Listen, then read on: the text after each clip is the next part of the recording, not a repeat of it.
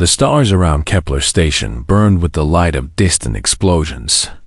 Marcus Chun pressed his face against the transport window and watched another fleet engagement light up the darkness. Red plasma bolts from Zephyrian crystal ships crossed paths with the green biomissiles of Thrakari vessels. Even from this distance, he could see ships breaking apart. "First time in the war zone?" asked the pilot, a gruff centaurian with 4 arms. "You humans always look so shocked when you see it." Marcus nodded. He had read all the reports, studied all the data, but seeing the 500-year war with his own eyes was different. Every few minutes, another flash of light meant hundreds or thousands of beings had just died. The killing never stopped. "How long have you been flying through this?" Marcus asked. 20 years, the pilot said. "My father did it for 30 years before me. His father before that. The war pays well, but it never ends." The transport docked at Concordia Prime, the only neutral station in the entire Kepler sector. Marcus gathered his small bag and walked through the airlock. The station was a mix of different technologies. Human steel mixed with Centaurian biometal and Altarian crystal formations. It was supposed to be a symbol of peace and cooperation. Instead, it felt like a museum of failed hopes. Commander Sarah Mitchell was waiting for him at the docking bay. She looked tired, like everyone else on the station. "Marcus Chun?" she asked. "I'm Mitchell, station commander. Welcome to the most pointless job in the galaxy." "That bad?" Marcus asked. "Worse. We've been trying to end this war for 200 years. Every species in the Alliance has sent their best diplomats. Nothing works. The Zephyrians and Thrakari would rather die than talk to each other." They walked through the main corridor. Marcus saw beings from dozens of different species. Some were refugees, others were traders, and a few were diplomats like himself. But he noticed something else. Everyone avoided 2 sections of the station completely. "Let me guess," Marcus said, pointing to the empty areas. "Zephyrian and Thrakari quarters." Smart man. They refused to be in the same room. Hell, they refused to breathe the same air. "We have separate life support systems for each side." Mitchell led him to a conference room where 2 other beings waited. The first was tall and thin, made of what looked like living crystal. Light moved through its body in slow, beautiful patterns. This was Ambassador Veltar of the Zephyrian Republic. The second being was shorter but wider, covered in dark bio-armor that seemed to move on its own. Organic tubes connected different parts of its body, and Marcus could see green fluid flowing through them. This was War Speaker Thax of the Thrakari Collective. "So," Veltar said, its voice like wind chimes, "the humans send us another child. How old are you, little one? 50? 60 years?" 32, Marcus replied. Both aliens made sounds that might have been laughter. "Your entire species is barely out of its cradle," Thax growled, its voice like grinding metal. "What could you possibly understand about our conflict? We have been fighting since before your world had cities." Marcus sat down between them. "Maybe that's exactly why I can help. Sometimes you need fresh eyes to see old problems." "Fresh eyes?" Veltar's light patterns turned angry red. "We have been murdered, enslaved, and betrayed by these biomonsters for 5 centuries. There is nothing fresh about hatred this deep. Biomonsters?"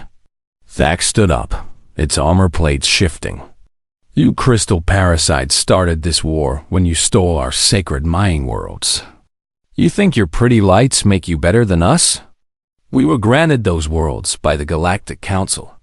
You attacked us without warning, after you poisoned our children with your crystal radiation." Marcus listened to them scream at each other for 10 minutes. It was the same argument that had been happening for 500 years. The same accusations, the same anger, the same pain.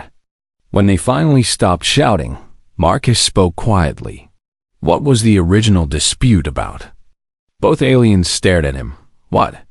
Valtar asked. The very first disagreement. Before the war started. What was it actually about? The mining rights to the Kepler 442 system, Dax said automatically. No, Valtar corrected. It was about the Kepler 443 system. They both stopped. Marcus saw confusion in their body language. Wait, Marcus said. You're not even fighting over the same star system? Of course we are.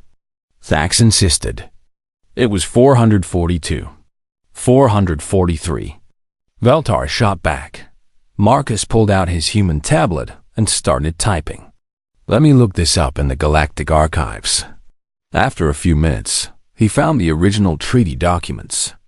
According to the records, the dispute was over mining rights to both systems, 442 and 443. And according to this, both species were given equal access to both systems.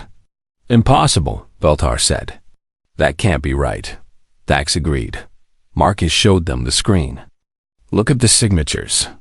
Both your governments agreed to share mining operations.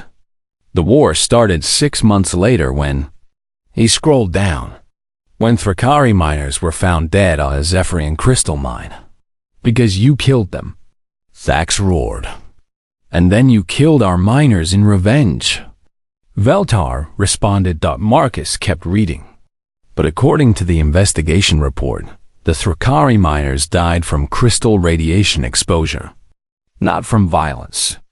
And the Zephyrian miners were killed by automated defense systems that thought they were being attacked. The room went silent.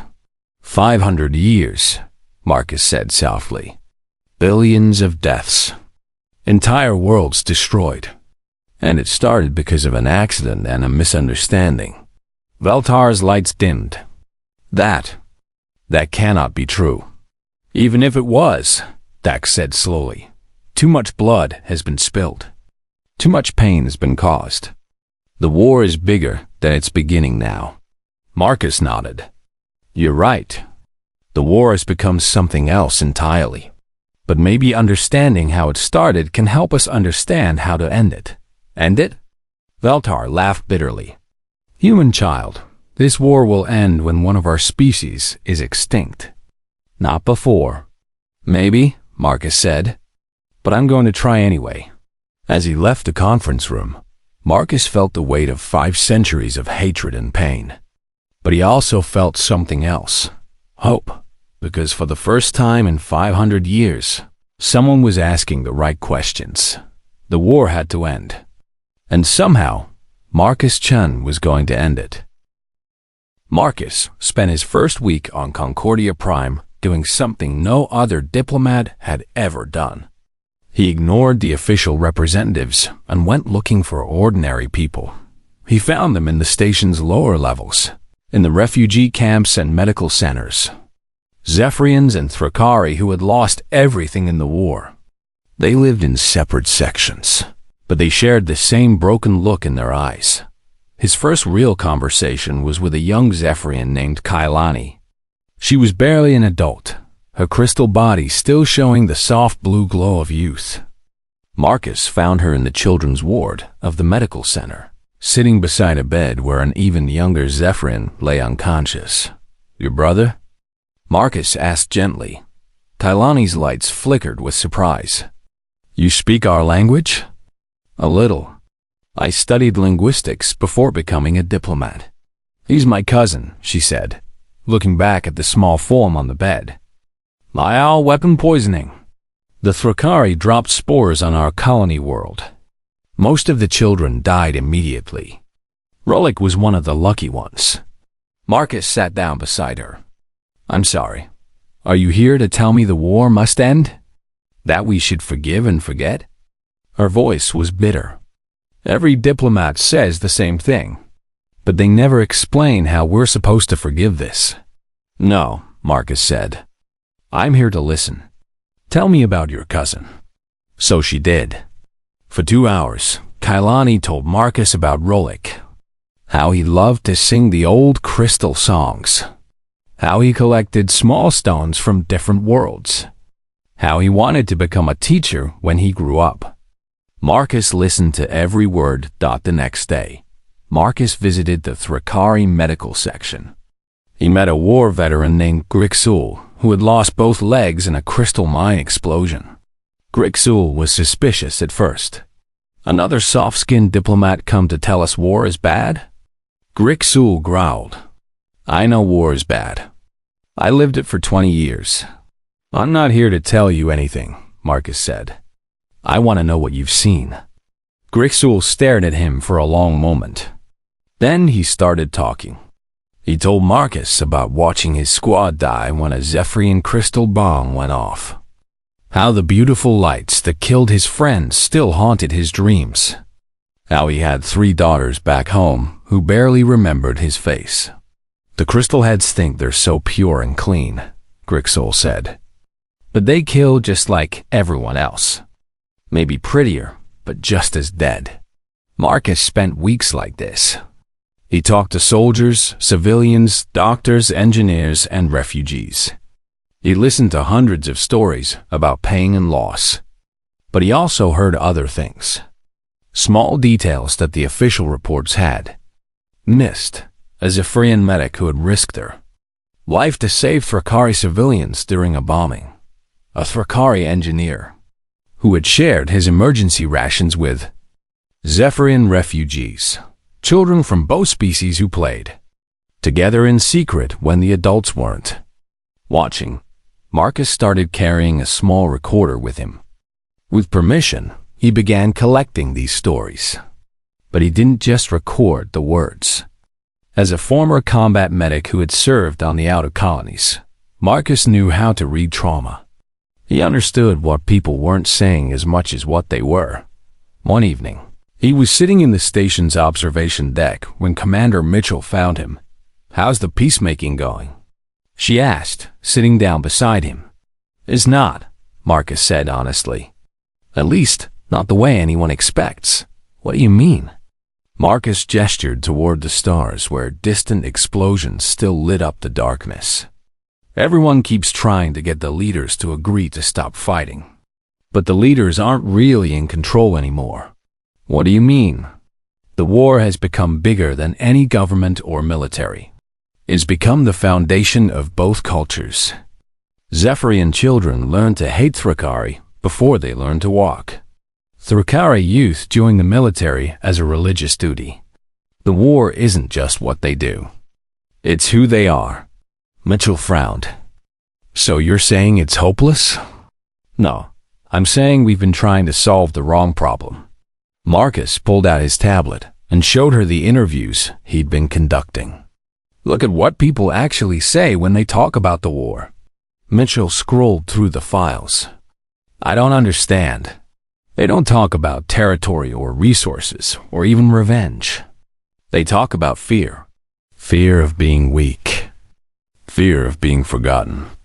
Fear of what comes after the fighting stops. After? Marcus nodded. Both species have built their entire identity around this conflict. Their economies, their politics, their religions, even their art. Everything revolves around the war. The idea of peace terrifies them because they don't know who they would be without an enemy to fight. So, what do you propose? Marcus was quiet for a moment. Then he showed Mitchell something else on his tablet. Remember the story Keelani told me about her cousin? The one who likes to collect stones? Yeah, 3 days ago, I told that story to Grixul. He started crying. Mitchell looked confused. Why? Because his youngest daughter collects stones too. Same hobby. Same age. And for just a moment, he saw that Zephyrian child as someone like his own daughter instead of as an enemy. Understanding began to show in Mitchell's eyes. That's my plan, Marcus continued. Not to convince the leaders to make peace, but to help ordinary people remember that their enemies are people too. That's not how diplomacy works. Marcus smiled sadly. Maybe that's why diplomacy hasn't worked for 500 years. The next morning, Marcus did something that shocked everyone on the station. He sent a message to both the Zephyrian and Thrakari quarters, inviting anyone who wanted to share a meal with him. Not leaders or diplomats. Just ordinary people. To everyone's surprise, a few came. A Zephyrian teacher, a Thrakari mechanic, 2 Zephyrian students, a Thrakari mother whose son was fighting on the front lines. Marcus cooked human food for them. Simple dishes from Earth that neither species had ever tasted. While they ate, he told them stories about human wars. How Earth had once been divided by conflicts that seemed impossible to end. How humans had learned to see past their differences. But humans all look the same, the Thrakari mother said.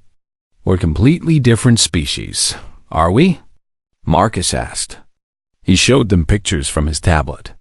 Human children playing. Human parents worried about their kids. Human soldiers missing their families. You all want the same things we want, Marcus said. Safety for your children. Food on your table. A future without fear. The details are different, but the hearts are the same. It was a small beginning, but it was a beginning. Marcus's small dinner gatherings had been going on for a month when something strange happened.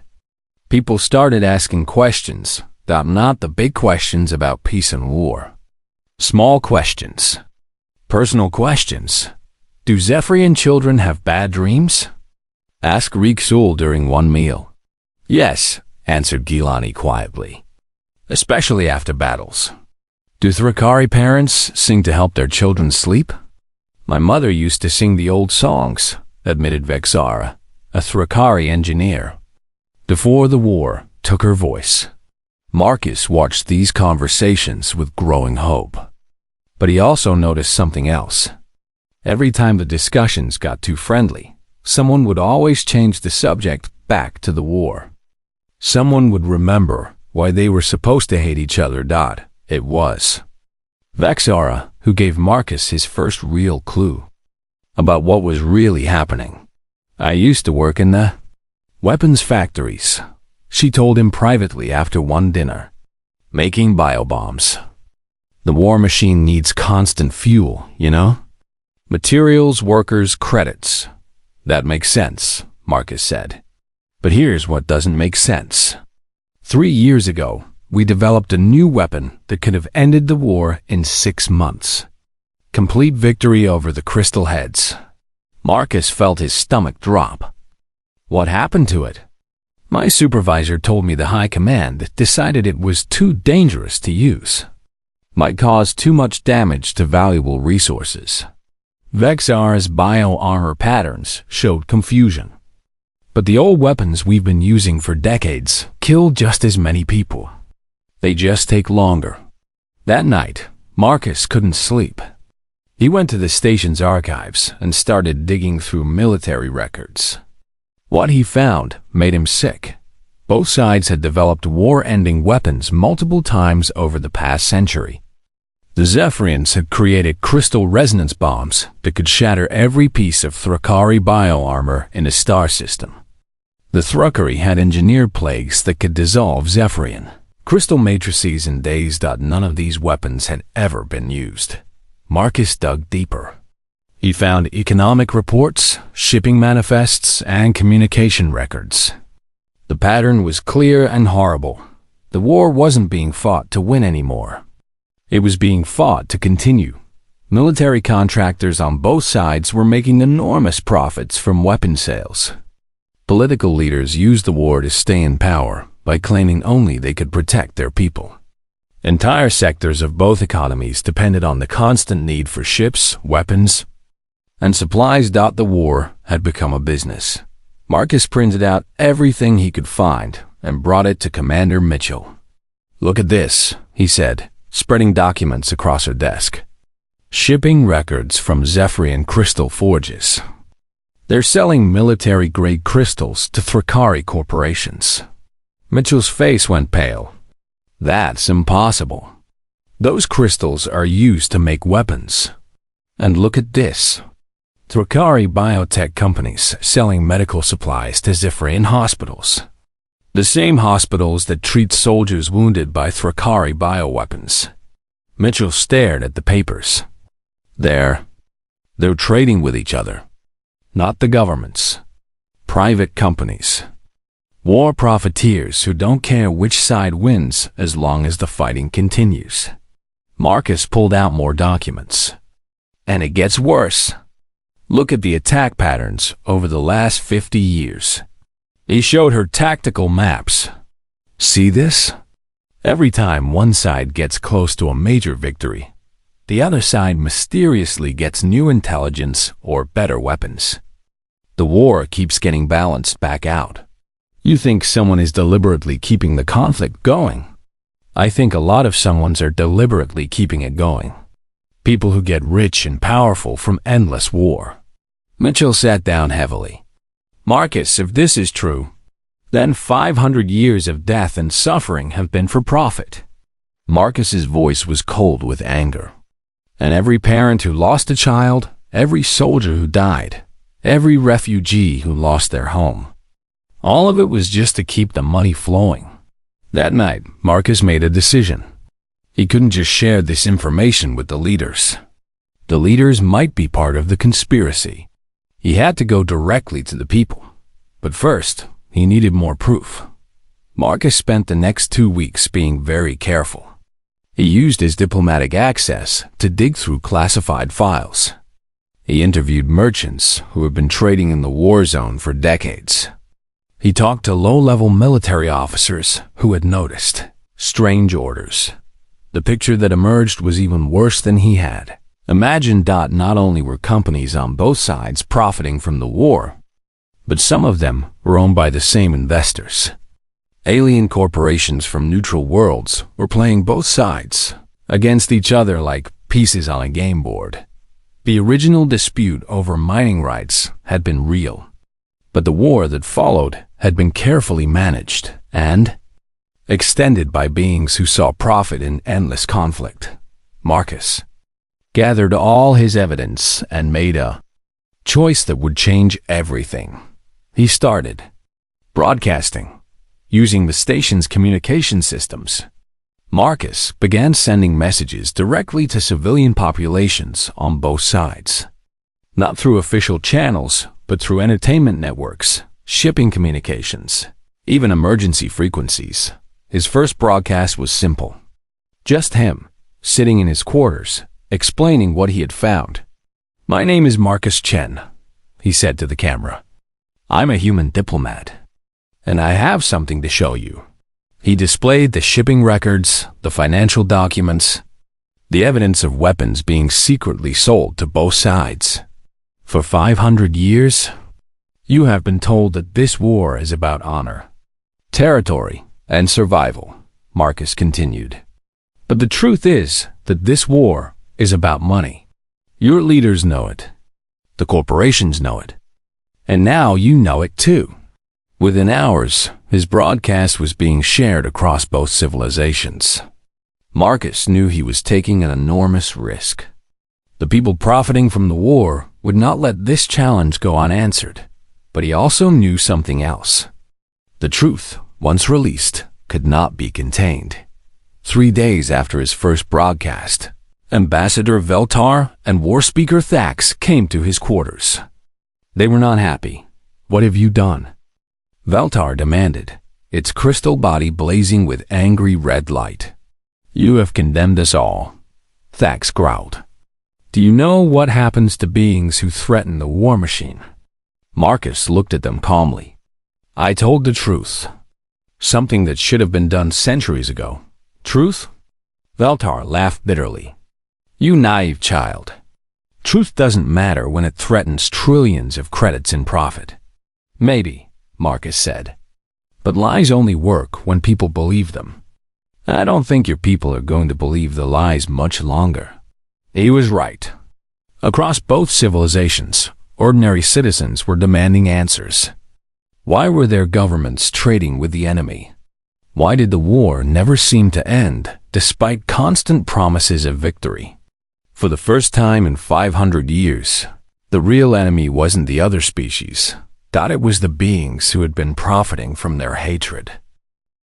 The response to Marcus's broadcasts was swift and brutal.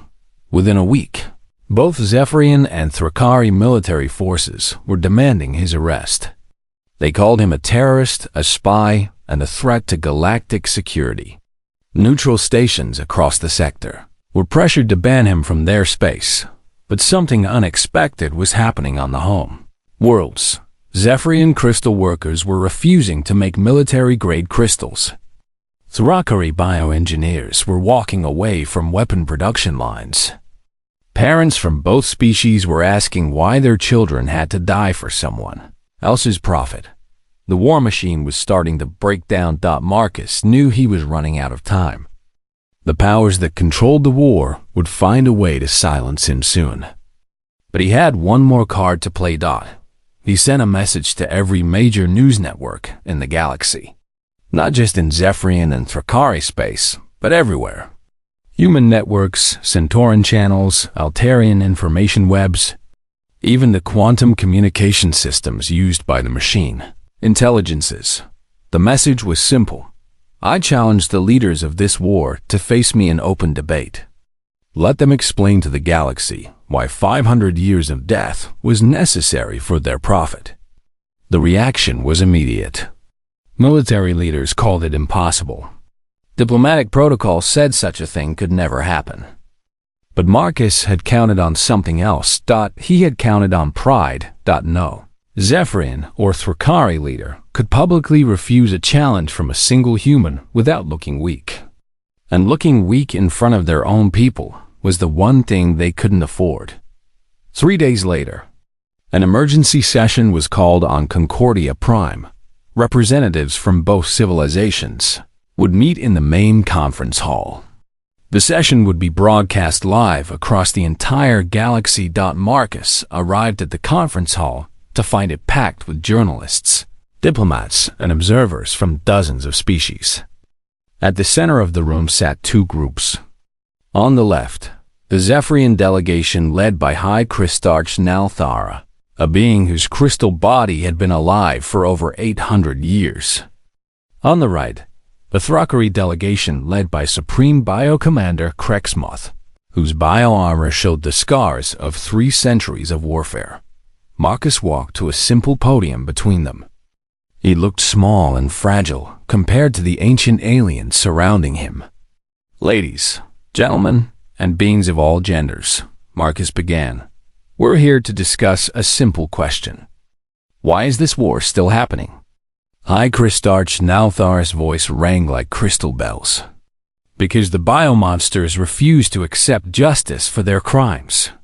Supreme Biocommander Krexmoth's response sounded like grinding machinery. Because the crystal parasites continue to steal what belongs to us. Marcus nodded. I see. And what crimes are we talking about? What theft? Both leaders began speaking at once, listing atrocities going back centuries. Marcus let them talk for 10 minutes, then raised his hand for silence. Let me ask a different question, Marcus said. Who profits from this war? The room went quiet. I'm sorry? High Christarch Nalthar asked. Marcus pulled out his tablet and connected it to the room's display system. Financial records appeared on the walls for everyone to see. These are shipping manifests from the last 50 years, Marcus said calmly. Zephyrian companies selling military crystals to Thrakari corporations. Thrakari biotech firms providing medical supplies to Zephyrian hospitals. Neutral world investors owning stock in weapons manufacturers on both sides. The leaders looked uncomfortable, but Supreme Biocommander Krexmoth spoke up. These are business transactions. Necessary for keeping the war going, Marcus interrupted. Let me show you something else. New documents appeared on the displays. These are internal communications from military contractors on both sides. They discuss strategies for extending the conflict. Plans to make sure neither side wins decisively. The room was completely silent now. Here's my favorite, Marcus continued, displaying another document. A memo from a neutral consortium, investment group discussing how to maintain optimal conflict duration for maximum return on war economy investments. Christoch Naltharis' crystal body began to dim. These documents could be fabricated. Could be, Marcus agreed. That's why I brought witnesses. He gestured toward the back of the room. Dozens of beings stood up. Former weapons contractors, military officers who had received strange orders, merchants who had been forced to carry suspicious cargo. One by one, they spoke. They told the galaxy about orders to delay victories, weapon shipments to the enemy, and financial incentives to keep the war going. The evidence was overwhelming. So, Marcus said when the last witness finished, let me ask again. Who profits from this war? Neither leader answered. The answer is simple, Marcus continued. Everyone except the people doing the dying. He walked closer to both delegations. You want to know what I've learned about humans? Marcus asked. We're not smarter than you. We're not stronger. We're not more advanced. But we have one skill that seems to be rare in the galaxy. He paused. We know how to stop fighting. Impossible, Supreme Bio Commander Krexmuth growled. Your species is violent. We have seen your history. You're right, Marcus agreed. We are violent. We fought wars over land, resources, religion, politics, and skin color. We've killed each other with rocks, swords, bombs, and diseases. But you know what else we've done? Marcus gestured to the display, which now showed images from human history. We've also stopped fighting. We've made peace with our worst enemies. We've turned battlefields into farmland and weapons into tools. We've learned that former enemies can become friends. Pretty words, High Christoch Nalthara said coldly. But this conflict is different. Our hatred runs too deep, does it? Marcus asked. Or have you just been told it does by people who profit from that hatred? He walked to the center of the room. I've spent 3 months talking to your people. Regular citizens, soldiers, workers, parents. And you know what I found? They're tired. They're tired of sending their children to die. They're tired of living in fear. They're tired of a war that never ends and never makes sense. Marcus looked directly at both leaders. The only people who aren't tired of this war are the people getting rich from it, including some of you. The accusation hung in the air like a bomb waiting to explode. You dare! Supreme Bio Commander Krexmuth started to stand. Yes, I dare, Marcus said firmly. Because someone has to. Someone has to stand up and say that 500 years of death for profit is enough. He turned to address the cameras broadcasting to the entire galaxy. Citizens of both civilizations, you have a choice. You can keep fighting a war that only benefits people who will never see a battlefield. Or you can choose to stop. You can choose peace. And if we refuse? High Christoch Nalthara asked. Marcus smiled sadly. Then you'll keep killing each other until there's no one left to profit from your deaths. The broadcast ended. But across both civilizations, something had changed. The truth was out. And truth, once released, could not be put back in its cage. The first ship to lay down its weapons was a Thrakari patrol vessel called the Bloodthorn. Captain Vixira had been fighting the Zephyrians for 30 years. She had lost friends, family, and half her bio-armor to crystal weapons. But 3 days after Marcus's broadcast, she received an order that made her stop and think. Her commanders wanted her to attack a Zephyrian medical convoy carrying supplies to refugee children. The same children she had seen in Marcus's interviews. Children who collected stones and had nightmares. Just like her own daughter back home. Captain Vixira looked at her crew and made a choice that would echo across the galaxy. I'm tired of this, she told them. I'm tired of killing people who are just like us. She opened a communication channel to the Zephyrian convoy. This is Captain Vixira of the Thrakari vessel Bloodthorn. We will not attack you. Take your medical supplies to the children who need them." Within hours, her decision was broadcast across both civilizations. The response from Thrakari High Command was swift. Captain Vexira was ordered to return to base for court-martial. But instead of obeying, she did something unprecedented. She broadcast her response for everyone to hear. "I have spent 30 years following orders that made no sense," she said.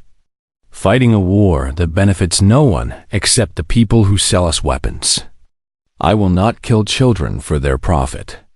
If that makes me a traitor, then I am proud to be a traitor." By the end of the week, 12 Thrakari ships had joined her. Then 20. Then 50. The same thing was happening on the Zephyrian side.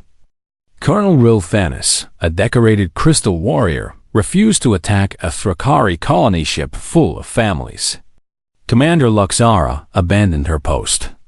Rather than escort weapons shipments to the front lines, the war machine was falling apart from the bottom up. Marcus watched from Concordia Prime as reports flooded in from across both civilizations. In weapons factories, workers were walking off production lines. In military academies, cadets were asking their instructors why they should die for corporate profits. On both homeworlds, parents were demanding their leaders explain the evidence Marcus had revealed. "It's actually happening," Commander Mitchell said, reading the latest reports. "The war is ending." "Not yet," Marcus replied. "The people at the top won't give up easily. Too much money is at stake." He was right. The corporate leaders and military contractors who had profited from the war were fighting back. They declared the rebelling soldiers to be traitors and terrorists. They hired mercenary fleets to continue the fighting.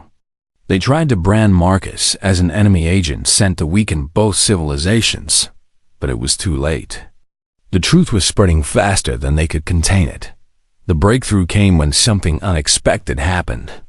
A group of Zephyrian deserters encountered a group of Thrakari deserters in an asteroid field. Both groups were running from their own militaries. By all logic, they should have fought each other. Instead, they shared supplies and information. Commander Sithrol of the Zephyrian deserters explained it to a journalist later. "We realized we were all running from the same enemy. Not each other, but the beings who have been using us as pawns in their profit game." Within months, these mixed groups of former soldiers were working together. They shared intelligence about corporate activities. They protected refugee convoys from both species. They even began joint operations to shut down illegal weapons shipments. The former enemies have become allies against the real enemy. Marcus received a message 6 months after his broadcast. It was from Captain Vexira and Colonel Rilthanis, speaking together from what used to be a battleship and was now a refugee rescue vessel. "Human Marcus," Captain Vexira said, "we wanted you to know. The shooting has stopped in the Kepler sector. There are still some corporate fleets fighting," Colonel Rilthanis added, "but they're fighting against both our peoples now, not using us to fight each other. The war is ending," Captain Vexira continued, "not through victory or defeat, but through choice. Our people chose to stop killing each other." Marcus felt tears in his eyes. "What will you do now?" "Rebuild," Colonel Rilthanis said simply. "Together." But the impact of Marcus's work went far beyond the Zephyrian Thrakari conflict. News of the ended war spread across the galaxy. Other species facing their own conflicts began asking uncomfortable questions. Who was profiting from their wars? Who benefited from keeping them fighting? The Altarian-Centaurian border dispute, which had been simmering for decades, ended within a year when both sides discovered the same neutral. Corporations were selling weapons to their enemies. The Rigel sector. Mining conflicts stopped when workers from different species realized they were being manipulated into fighting over resources that were being stolen by off-world companies. Marcus found himself traveling the galaxy, not as a traditional diplomat, but as something new. Other species began calling him the truth speaker or the war ender. He taught other beings the techniques he had learned. How to listen to ordinary people instead of just leaders. How to look for who profits from conflict. How to choose peace even when powerful forces wanted war. 3 years after ending the 500-year war, Marcus was on Earth, training a new group of human diplomats. The galaxy is watching us now, he told them. They want to understand how humans think about peace. How we choose to stop fighting. A young woman raised her hand. But humans still fight wars. We're not perfect. No, Marcus agreed. But we're the only species that seems to understand something important. Wars don't end when someone wins. Wars end when people decide to stop fighting. He gestured toward the stars visible through the training center's windows. There are 300 active conflicts in the galaxy right now. 300 species groups killing each other. Most of them for reasons that made sense centuries ago, but don't anymore. And most of them being kept alive by beings who profit from the violence. Marcus smiled. But now we know how to end them. One truth at a time. One choice at a time. One human at a time. The young diplomats looked nervous and excited. Remember, Marcus told them, the galaxy doesn't need us to be perfect. They just need us to be human. To ask the right questions. To listen to the right people. To choose peace when everyone else chooses profit. As Marcus looked out at the stars, he thought about Captain Vixira and Colonel Rilthanis. They were building schools now, where Zephian and Thrakari children learned together, teaching them that former enemies could become friends. 500 years of war had ended not with a great battle, but with a simple choice. The choice to see enemies as people. The choice to question who benefited from hatred. The choice to stop fighting. It was the most human thing possible, and the galaxy was learning to make that choice too.